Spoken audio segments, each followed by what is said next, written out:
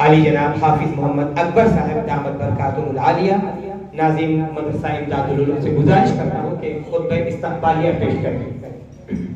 السلام علیکم ورحمۃ اللہ وبرکاتہ۔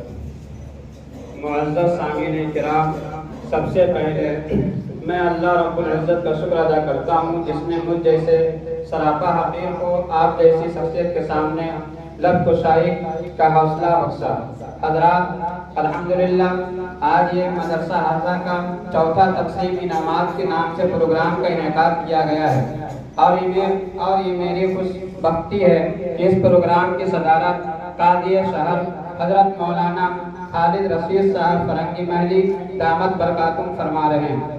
میں آمین دل سے ان کا استقبال کرتا ہوں اور شکر گزار بھی ہوں کہ حضرت میری دعوت کو قبول فرما کر عزت بخشی۔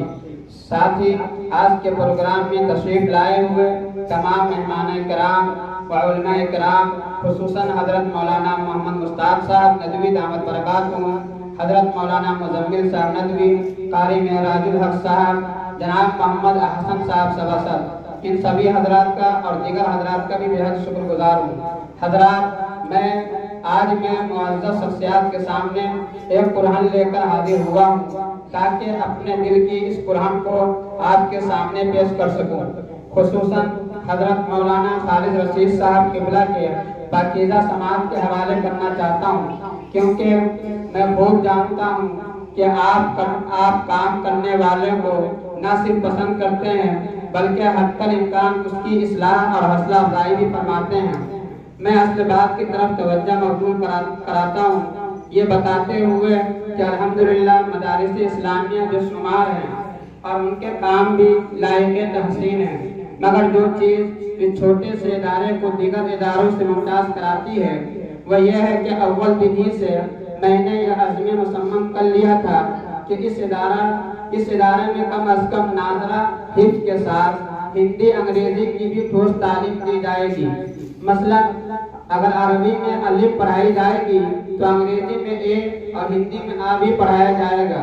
یہ الگ بات ہے کہ ہندی انگریزی کی تعلیم میں بے شمار اخراجات ہیں اور میرے پاس وسائل کے راستے ہموار نہیں ہیں، مگر میں نے اس کی مطلب پرواہ نہیں کی، بس اللہ رب العزت پر توکل کر کے کمر بستہ ہو گیا، اور آج الحمدللہ 2018 سے اپنے اسی خواب کو شرمندہ تعبیر کرنے میں کوشاں ہوں۔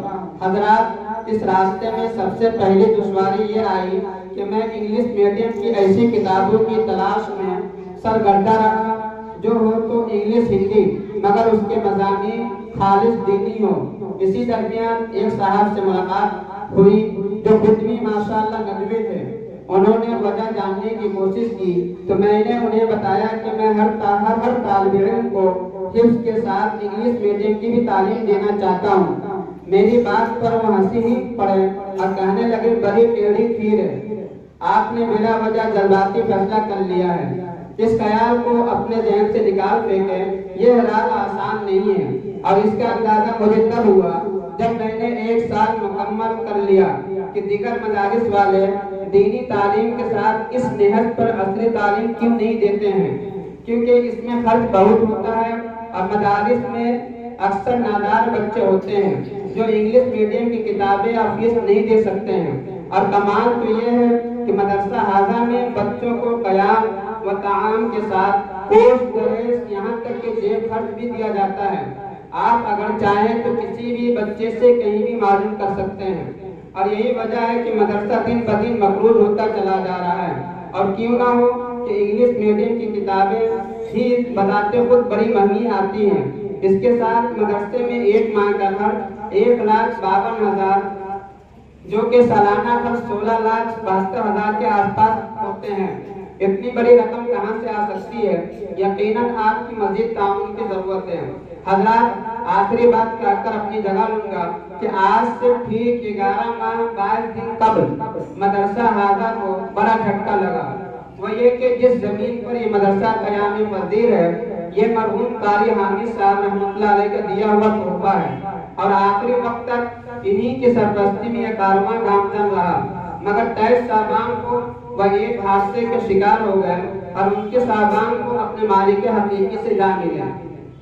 اللہ تعالیٰ سے دعا ہے کہ اللہ حضرت قاری صاحب رحمۃ اللہ علیہ کی بار بار مغفرت فرمائے۔ حضرات، آج یہ مدرسہ بغیر کسی سرپرست کے چل رہا ہے، اسے ایک مخلص سرپرست کی ضرورت ہے۔ لہذا میں حضرت مولانا خالد رشید صاحب دامت برکاتہم سے بڑی عاجزی اور امید کے ساتھ التجا کرتا ہوں کہ مدرسہ ہادہ کی سرپرستی قبول فرما دیں، تاکہ جس طرح سے اللہ تعالیٰ آپ سے کام لے رہا ہے، میں پورے یقین کے ساتھ یہ بات بتاتا ہوں کہ اس وقت آپ میرے علم کے مطابق کوئی دوسرا ثانی نظر نہیں آ رہا ہے۔